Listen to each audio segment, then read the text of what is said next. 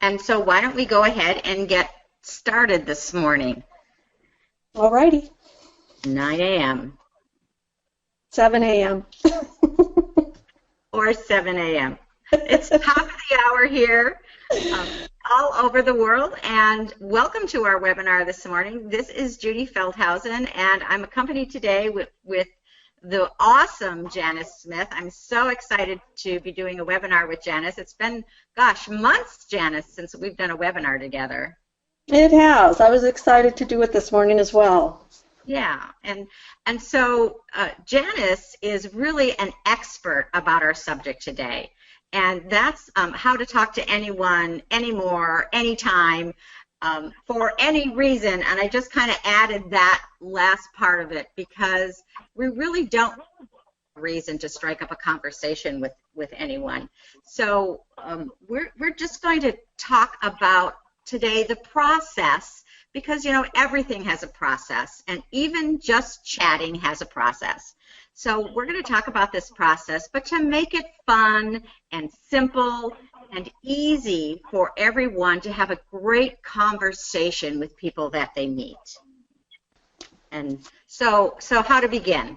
So it's really simple. When you talk to someone, you start, if you want to start the conversation, you either start with a question or you start with a statement.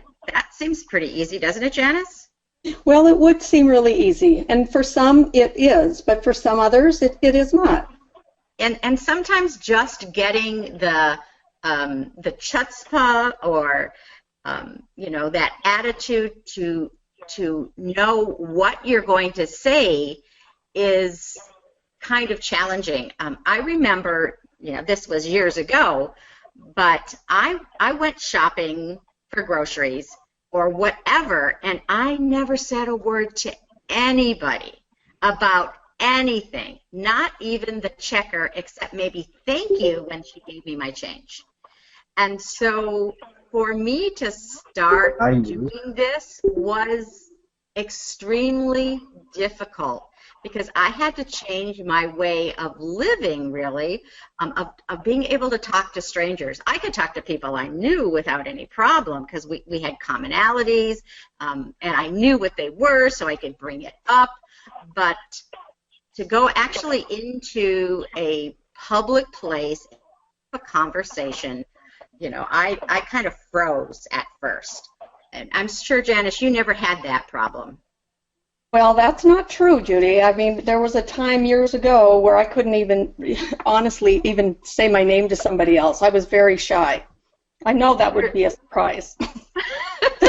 Now I don't shut up, but I mean, it was learned, just like we're talking about now. I've spent a lot of years practicing, and still, there's a lot of things that I still have to learn. And I think that's true of all of us, but all of us don't always realize that that is the case. So if you are shy, if you are not an expert at talking to anyone everywhere, please know that Janice has had a challenge. I've had a challenge. I bet even Jean LaValle had a challenge time. Hey, Judy, can you hear me? Yes, I can. Oh, yeah, I'm sitting here laughing because I remember one time when Janice laughed at you and I because we were talking and we told her we were talking about something and I said, oh, you know what, it's so much easier once you know how to do it, and she just laughed. She's like, and I thought, well, what are you laughing at? She said, well, isn't that true about everything, that, you know, till you get good at it, yeah, it's when you're good at it, it's easy.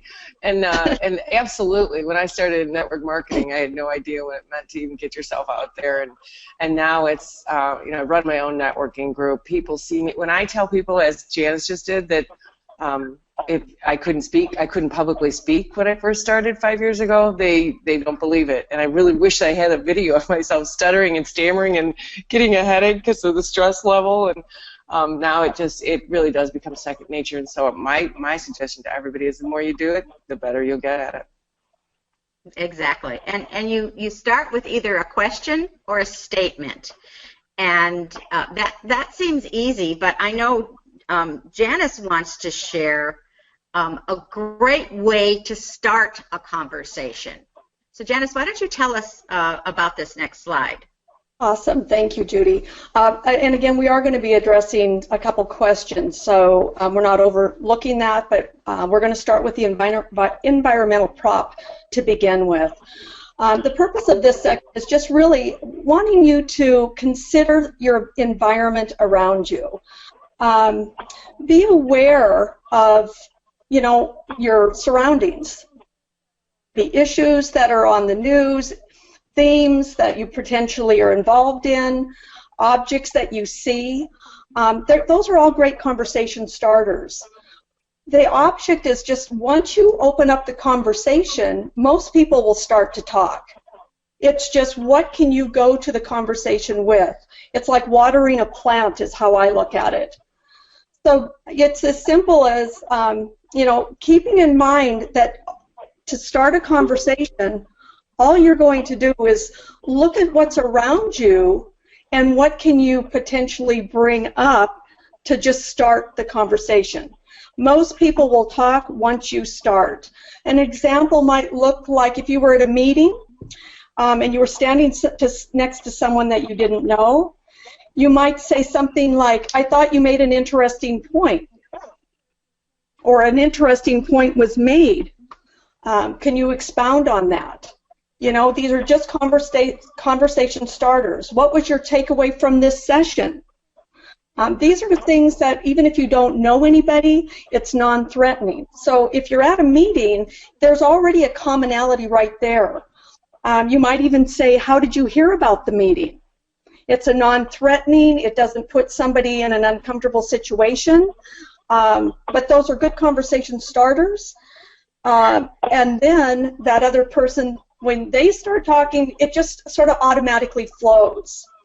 Another example might be if you're on an airplane traveling and you're sitting next to somebody on takeoff and you don't know them, you've never met them, you might ask them, "Are you heading home?" Or you might say, "Are you traveling for business or pleasure?" Those are simple conversation starters, non-threatening. And again, it's just looking at your environment that you're in. The purpose of taking a look at all of the environmental surroundings is to be able to, in any given situation, be able to come up with something. And the more that you do it, the more natural it becomes. I'd really like to reference, before we get too into the webinar, one of the resources that we used in gathering some of the information was how to meet and talk to anyone, anywhere, anytime. And I would suggest to everybody on the call to get this book and really, I want to say study it, because there's it's a generic book, but the information in there, especially for people who have a challenge with potentially coming up with different conversations, it's very thought-provoking. It's by Marvin Brown. Yeah, absolutely. Janice, and you didn't get the last revision on the PowerPoint, but I did add a picture of the book at the last slide. Okay, thank you so much. Everybody knows. Perfect. So what I would want this takeaway from this particular section is for you to practice choosing in an environment that you're comfortable with. For example, if you're at a grocery store or a park or a meeting, visualize yourself in that situation. And then what you're going to want to ask yourself is, what kind of questions could I ask that could start a conversation? For example, if you were at a zoo, you might just say, if you saw some of the cats there, "I love cats, aren't they beautiful?" That would be potentially a good conversation starter. Or if you were on a vacation at a swimming pool, you could say, "This is a great place, isn't it? Have you been here before?" So you've got to play with this. You've got to make it fun. These are all just simple ways to start a conversation. Any other input? Janice, I'd like to put somebody on the spot, and we usually don't do this, but since this is kind of a spur-of-the-moment thing, do you think we should put somebody on the spot? I think it would be great. Yeah, so Tammy, There's somebody new. We have someone that hasn't been to the webinar before. His name is Wardell. And if you could unmute your phone, and Wardell, if you could unmute your phone. We'll wait for just a moment for that to happen. Thank you so much, both of you. And will both of you play with us? Right? Sure. Absolutely. How come I knew you were going to call on me? So Tammy, you, I don't know, you may know Wardell, I don't know, but you know what? Use an environmental prop if you can, something that brings you together. So I would just like you to start a conversation with Wardell, and just, 3 seconds, just something really short. Oh, So either a statement or a question. Oh, okay. I hear a baby in the background. Whose baby is that? Oh yeah, that's my 1-year-old son. Okay, Oh, my thank goodness. you. Okay, we're not going to continue the conversation, but thank you so much, both of you, for playing the game. But do you know what? Tammy used an environmental prop, didn't she? That was absolutely awesome. And you know what? I know that Tammy could now speak for about 20 minutes just with that first question that she asked Wardell, because she's got a lot of information in her arsenal. So thank you, both of you, for just taking those couple seconds and to show how simple it could be by using what's around you, and that worked great. Any questions about environmental prompts? Okay. Judy? Yes. This is Carol. Yes, Carol. I have a different problem, and I wondered if sometime during this call we could address that.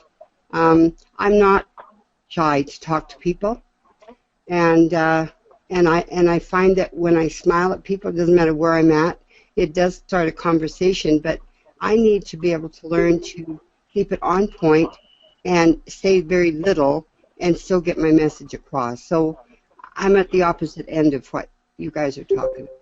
Well, so actually, thank you for the lead-in, Carol, because if you look at the screen, look at the next slide. So thank you so much for bringing us in. So continuing the conversation. Exactly. So the conversation that Tammy just started with Wardell, that could lead absolutely anywhere, right? They could continue to talk about the baby. They could, talk about a million different things. So what you need to do is you need to be totally focused on the person you're talking to. What does that mean? That means not playing with your cell phone, of course, not picking it up if you get text or it's ringing, to not look around at other things in the room, notice people coming in and waving at them, not being, not interrupting them, really to really be focused. Actually, also be interested in what they're saying.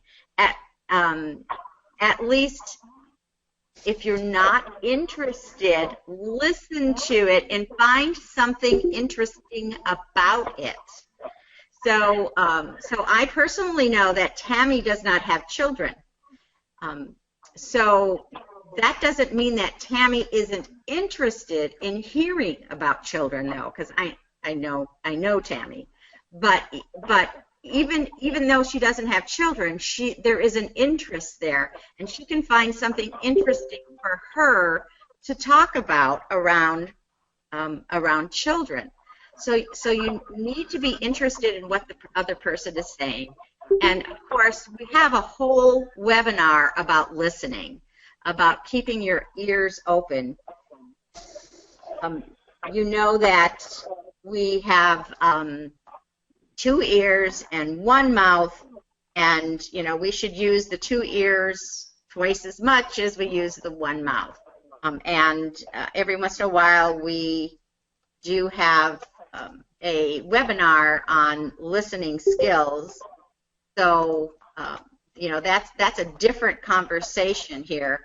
But make sure that you listen to what they say, because what they are telling you are going to give you clues to continuing the conversation, because they're going to be, giving hints on who they are, and you're going to be able to make a better connection when you are hearing what they're saying and understanding what they're saying. Any questions about being able to continue the conversation? I just have a comment. It really does bother me when you're trying to talk to somebody and the next thing you know they're talking to somebody else, or they're looking around to see what they can talk to. It makes you feel very unimportant. Exactly. And so we need to make sure that we are respectful enough not to do that. And if someone is doing that, there's a great way to actually leave the conversation, because we don't want to be, in that position. Judy, this is Homer. I think if you're asking the correct questions, I think you can lead the conversation yourself and get the answers that you're looking for. That's true. And as you practice this skill of conversing with people, you kind of get the almost an innate ability to be able to do that. And and I know too, with you, Homer, you talk to people everywhere, in restaurants, all over the place. So when that happens, the people get into what you are saying, and you really are focused on them. And I know that's a specific skill that you have, that I'm sure those people are not looking around the restaurant or wherever you are when you're talking to them, right? Right, and two, I also I observe, I get, I look at their person, if they're elderly, if they're healthy, if they if they look like they work out, then I can tend to guide the conversation like that. Right. Yeah, you're using those environmental props that you need to start and even continue the conversation. Hey, Judy? Yes, Jean. I just wanted to share this really quick, because I think absolutely environmental props is such a great tool for starting conversations. But I think we also have to be cognizant of being offensive, if that makes any sense. And I'll give you an example, because this just happened at one of our meetings. I had a woman who was really offended because somebody walked up to her and said, "I can see you're really struggling with your hot flashes. I have something that can help." And she thought, "Oh my gosh, I don't even want to talk to you anymore." So, that was an environmental prop, right? That was an environmental prop. But Jean, using that environmental prop, how would you have approached that woman?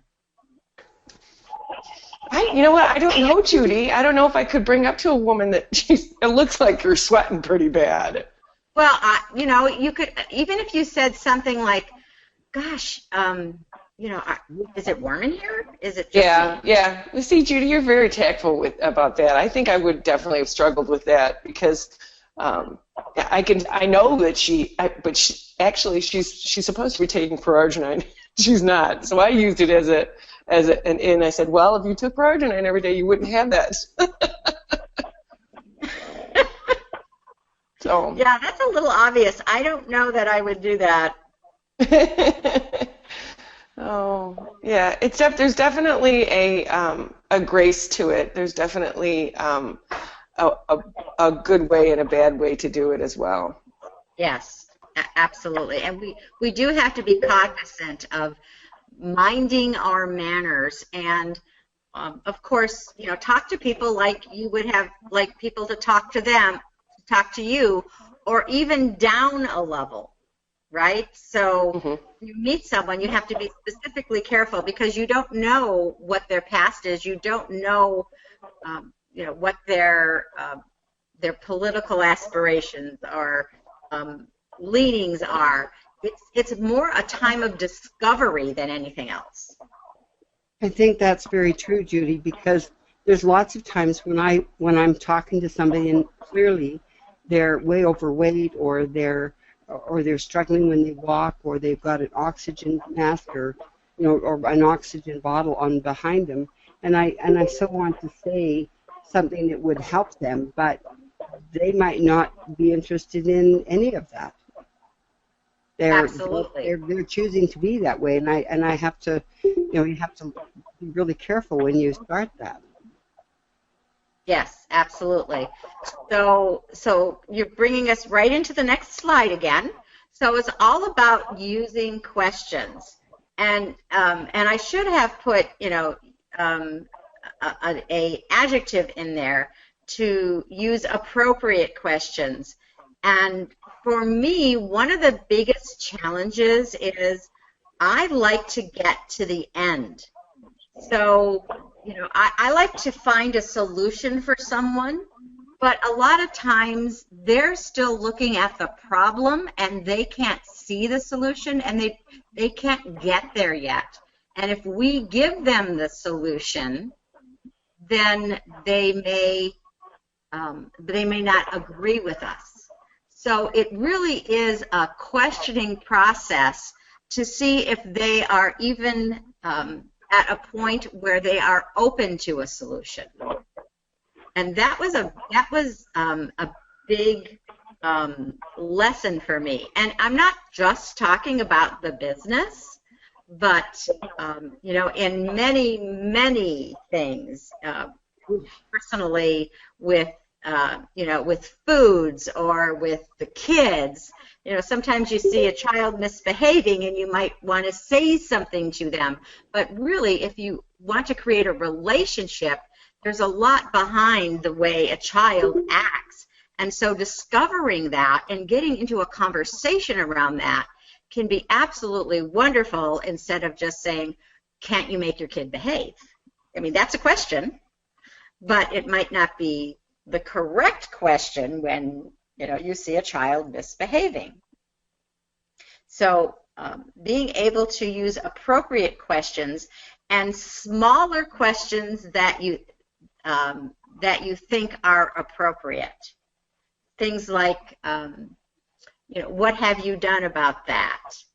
And being able to ask questions around their answers so you can get really fully understood. And during our Team 6, we have actually a whole class on the appropriate use of questions. So that is extremely, extremely important, is the use of questions when you're trying to continue a conversation. And they will have questions also, and so the appropriate answers to the questions too. Judy? So, Judy? Yes, Janice? Oh, yeah, so I'm on and off. I have technical difficulties on the side, but I did want to bring up regarding the types of questions, and I may have missed one of the conversations you had because of the technical difficulties. But anyway, there's two types of questions. There's closed-ended questions and there's open-ended questions. And what I would just like to throw in the closed-ended questions, you're setting yourself up to be answered by a yes or a no. So we really, in order to try to move forward and start a conversation with somebody, we really want to think about open-ended questions because that requires a need to explain and share our feelings, our thoughts, our knowledge, and it allows to talk more about a subject. So a closed-ended question might look like, have you ever been here, and then just stopping, well, they would say yes or no. Or do you come here often? Again, that's setting yourself up for a yes or a no. Potentially you might come up with something as an open-ended question. You seem to feel really strongly about that. Can you tell me more? Why do you feel that way? So you can see the difference in the open-ended question allows you to have a continued conversation. If in the event you're looking at the conversations that you've been having and you're feeling challenged, even though you may even be having a startup conversation, are you turning it around to be able to continue the conversation? So, for example, do you come here often is a close-ended question that you would hear potentially yes, but potentially if you want to continue to open that up and be able to have ongoing conversation, you could use that same example, do you come here often? And by having it an open-ended question, it would be, what keeps you coming back? So that would change the whole context of what and where that conversation goes. That's so true. Thank you so much for that, Janice. And yes, those open-ended questions normally start with what, where, why, and who. So, Can I ask a question, Judy? Sure, when Carol. you start any kind of a conversation, could it be the problem is our own demeanor, our own, do we look friendly? Do we not look friendly? Do we, I mean, a smile does a lot of things, and you can smile and have a conversation. But I wonder sometimes if we forget that. There's so many people that don't smile. And I don't know whether that kind of puts people at ease because they're smiling, and sometimes you don't even say too much, but you learn to smile at them, and they always smile back. Absolutely, and actually, you're going ahead again, Carol. Thank you so much for bringing this up. I'm sorry. No, really, this is great because it is so important. Judy, can I say something? Yes, Homer. Yeah, to Carol's observation about the overweight, the sickly, the people with the oxygen tanks, I call those chronic people, and usually chronic people aren't happy with themselves, they're not happy with life, they're just existing. And I used to be one of those people, and for somebody to come up and say, I was very resentful of my sponsor when she came to talk to me first. I'm like, well, who is this person to come and tell me, that she's got something that may help me? I mean, who is she? So don't take it personal. Just, let them know that you're there to help them, and would it be okay if I gave you some information? It may help, and, maybe get their information and follow up, because chronic people, it takes them time to figure things out because they have their own problems they're working through. So that's true, Homer, and that whole asking for permission, which is what you're doing. Could I ask Homer a couple questions? Asking for permission to give the information, not just I've got some information for you. When you were using oxygen, if someone came up to you and asked you, well, Homer, how long have you been on oxygen? Oh, that's Dan. Yes, absolutely. Would you have felt that would have been offensive to you?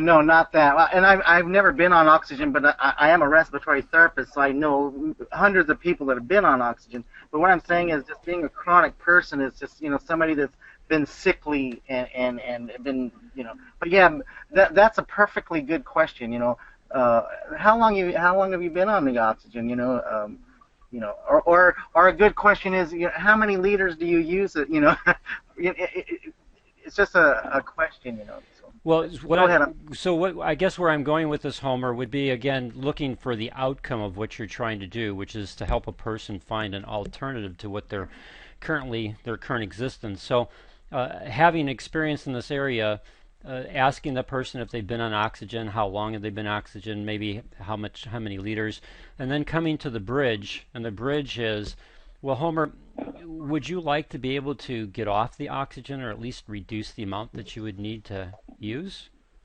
And that's exactly what I use. That's the approach I use with people on oxygen. So Homer, what would your life look like if you didn't have to carry that oxygen around with you? Oh, that'd be wonderful. I could go places. I wouldn't be stuck at home. That'd be great. Well, I don't know if you'll be interested in this, Homer, but here's my business card. I help people improve their vascular health, which in a lot of times helps them to reduce the amount of oxygen that they need to carry around with them or have to use. And if you're interested in this area, just either give me a call or send me a a text or send me an email, and I'll be more than happy to share with you some ideas in this area. That's wonderful. Thank you. You're welcome.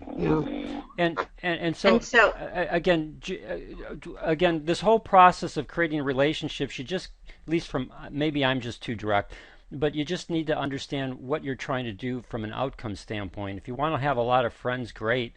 But if you want to help a lot of people, then you need to do what you're going to talk about, Judy, is find the questions so that you can bridge into offering them a potential solution, and leave it as open-ended as possible for them to be able to feel like they're empowered to take the action that they want to do, but you haven't offended them through the process.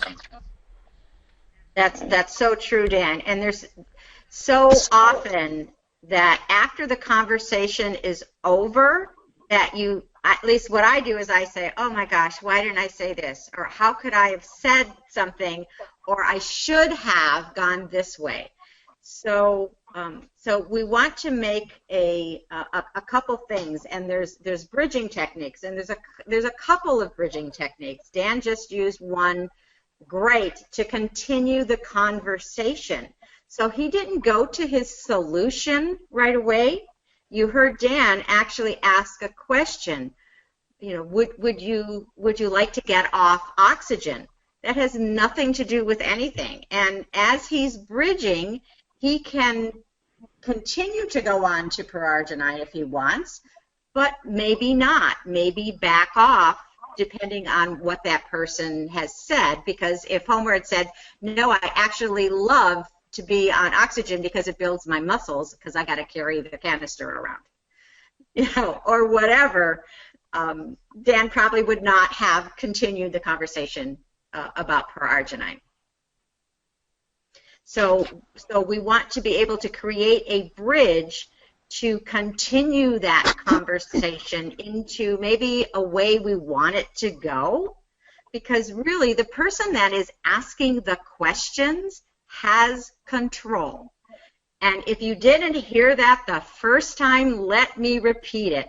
The person that is asking questions has the control. Because you can ask any question you want, and you can move the conversation anywhere you want to move it.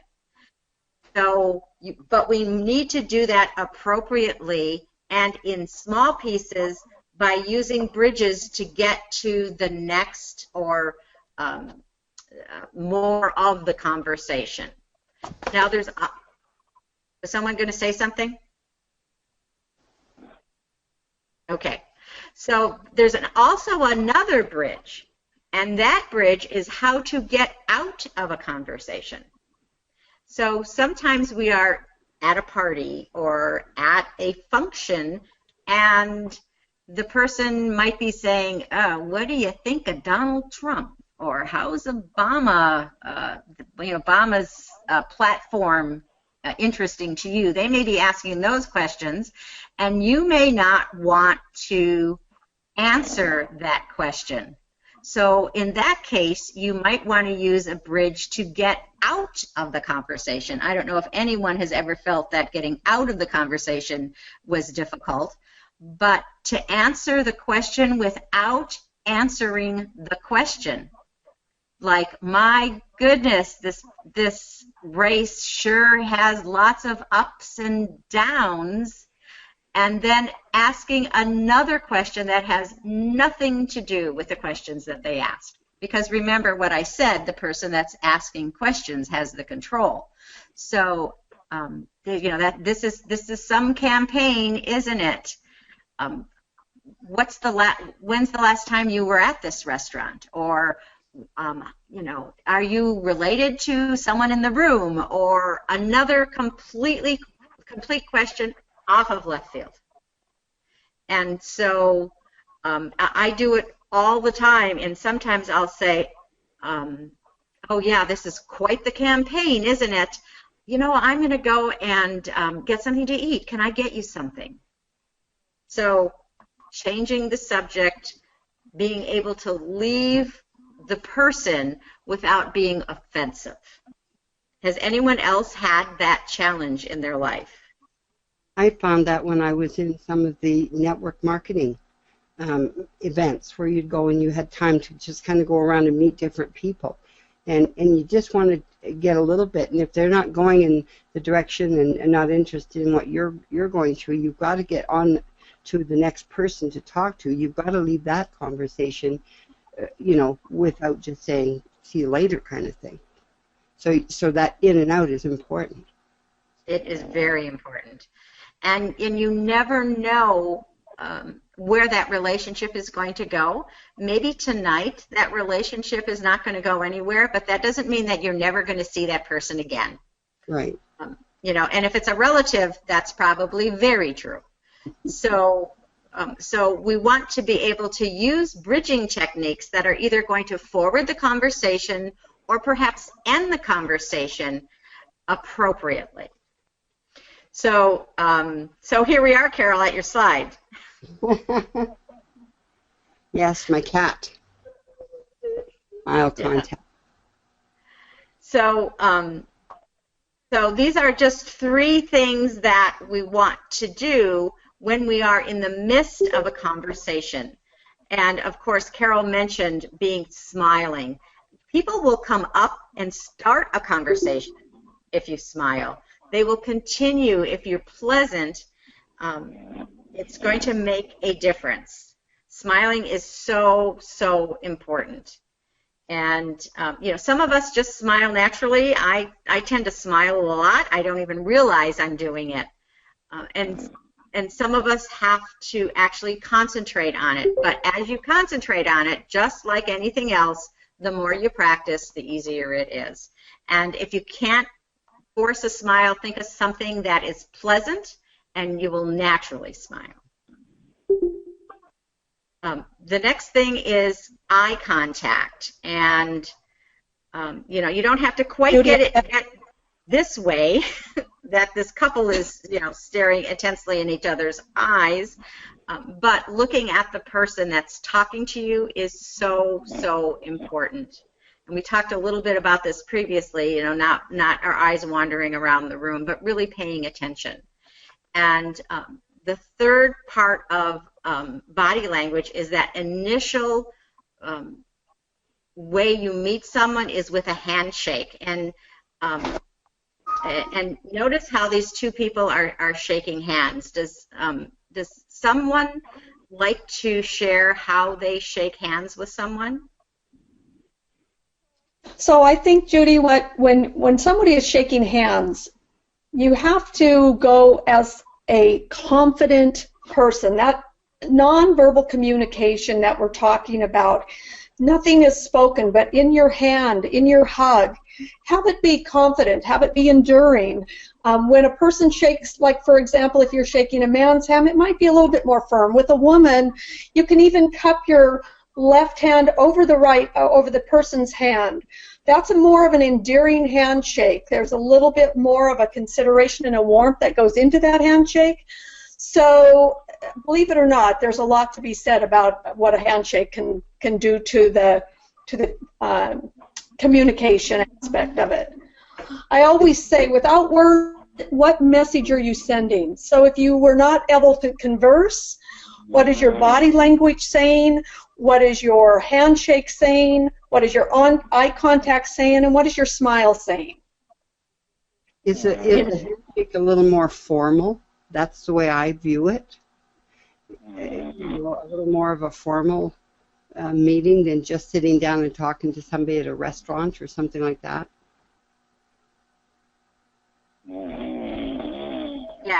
Yes.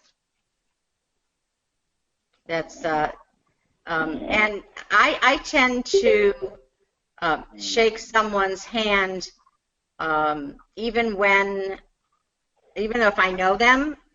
If I see them at a restaurant, I'll go over and shake their hand. Unless it is a family member, then I don't. I'll give them a hug.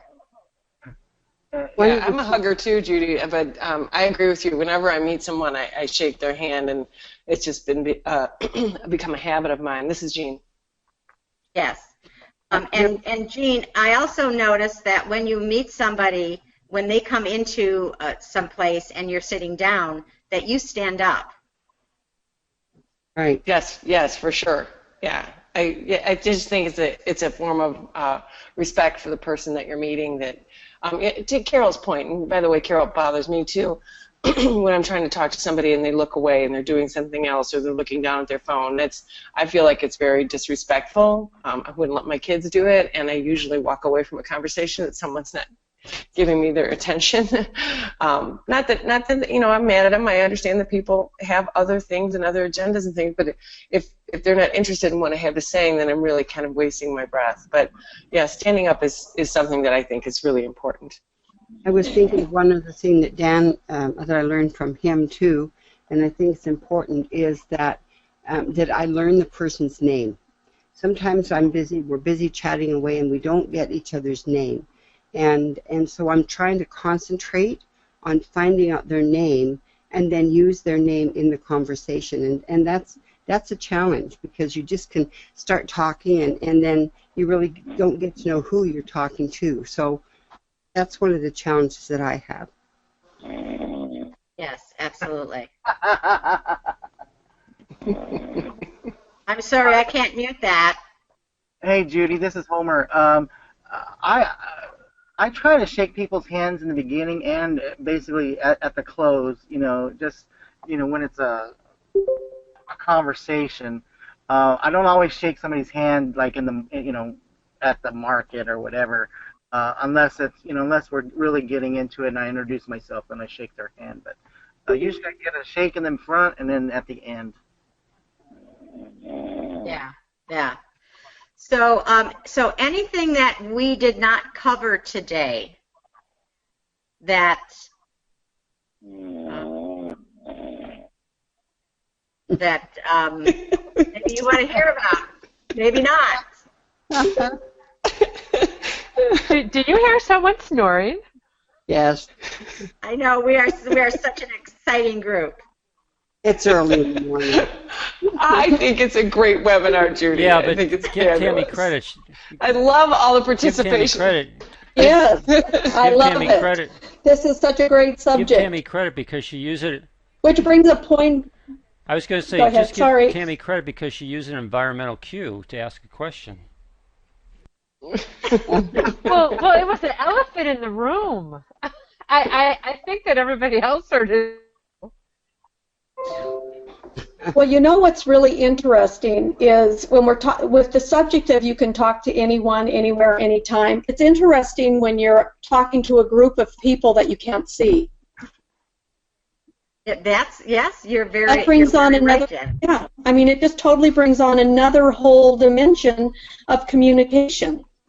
Whether or not you're boring someone to death or whether they're ecstatic. That's true. I know with my coaching clients, sometimes I never meet them. I might have a picture of them, but I never have seen them. And so it's really interesting on how you can pick up clues from people without actually seeing them. Absolutely. So with that, is there any other questions or comments before we close the webinar today? It was a great webinar, you guys. Not everybody agrees with me, I think, but This is Dave. I think it's critical to our business. This is a fantastic subject. I think it's for those that paid attention, and there's a lot of great takeaways. So thank you for that. Yeah, I agree there. Happy birthday. Very great webinar. Hey, thank you. You're welcome.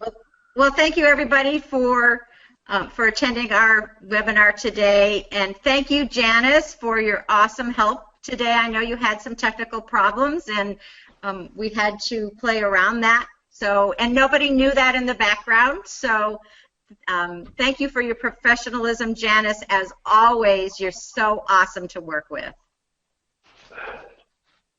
And I think she's not here. So thank you, Janice in absentia, for the awesome job that she did. And thank you, everyone, also for being a part of this webinar and sharing your tips and your questions. That's what makes this group so awesome, is us helping one another every day. So with that, I'm going to close the webinar, and everybody have a great week. On Monday morning, we do have a call So don't forget to be on our Monday morning call. It's going to be absolutely awesome.